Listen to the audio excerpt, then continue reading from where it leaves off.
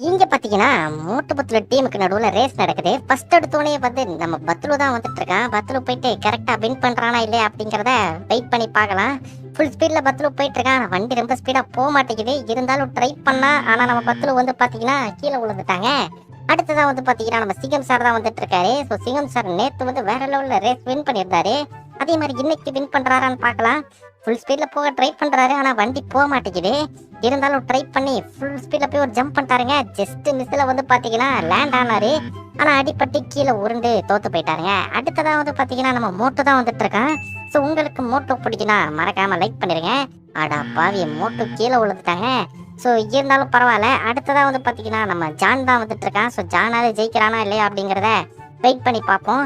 So John இன்னைக்கு ஜெயிச்சிருவானோ? Full ஸ்பீட்ல போறத பார்த்தா ஜெயிச்சிருவான் போலயே. எந்த ஒரு இடத்துல விழுகாம வேற லெவல்ல போயிட்டு இருக்கான்.